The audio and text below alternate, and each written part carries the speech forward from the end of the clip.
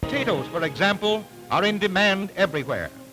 These are carefully sorted and placed in bags for export. The Belgians are all fond of animals and treat them well. Being industrious themselves, they believe in companionable, so they train them to help in drawing their handcarts around when they make their deliveries of coal and other products. I have never seen one that needed urging. As soon as the cart starts, they begin to pull with all their might and main, just as cheerfully as if they were at play. The pride of the carting guild is the Percheron, the most powerful draft horse in the world. There are no fluffy horses, so their tails are always done up in a modish bob.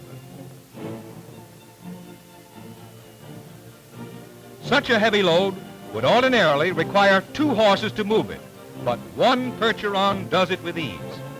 These famous horses have been immortalized by Rosa Bonheur in her painting The Horse Fair, which hangs in the Metropolitan Museum of New York. Leaving the wharves, I come into the streets of Old Antwerp, where small trolley cars timidly try to inject an air of modernism into an old-fashioned world. A little further on, I joined the throng in the busy Sunday market. After attending early Mass, the good people of Antwerp mill around the Place Verte, greeting their friends and laying in their supplies for the week to come. It is a lively scene in which all kinds and types of men and women may be seen and studied at leisure. The stalls are filled with all kinds of wares, from hairpins to live animals. Vegetables and fruits of their own growing are supplemented by banana fruit from distant lands. The Belgians don't believe in cold storage. They insist on buying their animals alive. It seems a pity that these inoffensive bunnies are doomed to end in a stew. Mother Goose in person, and it seems as if she knew her picture is being taken. The chickens are not much to look at, but when roasted as Belgians know how to roast, how good. Every family has 1 or more pets. Puppies are very popular with the young folk. This young girl's daddy bought her a bow wow, and she seems quite happy about it. This man has no dogs, so he has trained an ostrich to haul him around. The ostrich is powerful and requires much training before it can be relied on. It never pays to get into an argument with an ostrich. A blow from one of its feet or a peck from its enormous bill are enough to bowl a man over. We have all heard of the famous Belgian police dogs. Here is one on his native heath. Let's watch his trainer put him through his paces. Here he goes. Stick him there. Stick him. The dog's sparring partner is properly armored so that his flesh will not be torn. He would not have much of a chance in ordinary clothes. Now let's see how the dog is taught to obey. Let go, sir.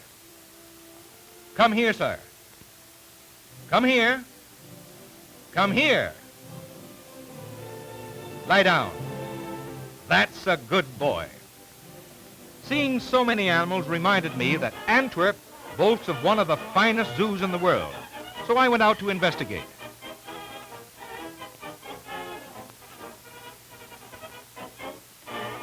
I found quite a crowd, for the zoo is a favorite recreation ground for the good burghers of Antwerp. The open-air cafes are typical and are always well patronized. Aha! This looks like beer. I wonder if it is an improvement on our own 3.2. The expression on this man's face tells me that it is 100% to his liking anyway. Now, if I can find an empty table, I'll check up on him. These people certainly know how to live and have a jolly good time in a wholesome way.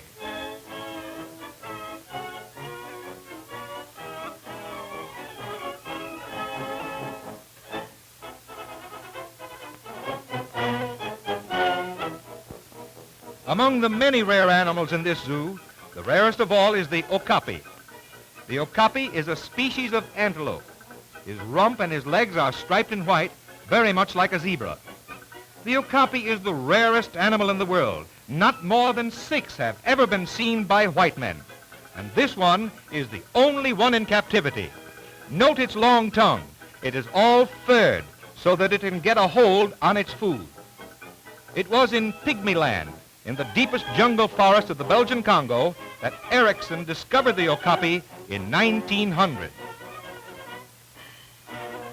I drove leisurely back to town in an antiquated horse-drawn cab.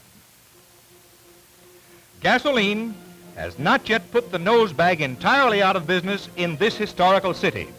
Many of these antediluvian vehicles still park around the Place Verte, patiently awaiting a fare. Nearby, the flower market is in full swing. These gentlemen of leisure are taking a rest, the while they feast their eyes on the array of gaudy colors and breathe deep of the scent-laden air. And here's an old gentleman trying to say something. It must be pleasant, for he is saying it with flowers. The flower market is held always at the foot of the Antwerp Cathedral, the architectural gem of the city. The graceful spire of this Gothic structure is 400 feet high. The church was started in the 14th century and was finished 250 years later. They certainly took their time about it, but their time was well spent, for they created a monument of matchless beauty. The interior is enriched with carvings and paintings by great masters, notably the famous masterpiece of Peter Paul Reuben's The Descent from the Cross. The belfry of the tower contains one of the most famous carillons in the world. It consists of 40 bells, the largest of which weighs 8 tons, and was consecrated 400 years ago by Emperor Charles V. And here comes the old bell ringer, famed far and wide for the wonderful music that he produces with the bells that ride aloft in the peak of the spire. Without apparent effort and in spite of his years, he has climbed the 400 steps that lead to his keyboard. This simple bell ringer, with the soul of a great artist, carefully and lovingly inspects his bells before starting his concert. To him, they are not just inanimate metal. They are like living things that are slumbering until he shall awaken them to melody and coordinate their clangor into inspiring symphonies. An old-fashioned keyboard with no motors to help calls for hard work with both hands and feet.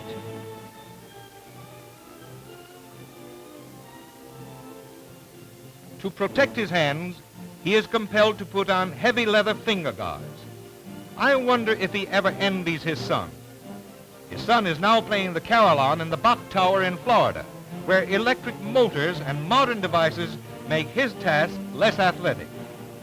I should not be surprised, however, if love of tradition caused the old bell ringer to look down on our mechanical modernism.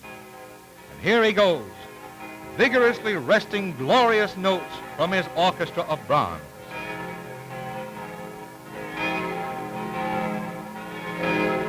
The bells do not swing, only the hammers move. And so, day after day, the bell ringer delights the countryside with the symphonies of the great composers and endears himself to a vast audience which he never sees. Echoes of his resonant melodies follow me for many miles as I ride forth from Old Antwerp in quest of new adventures.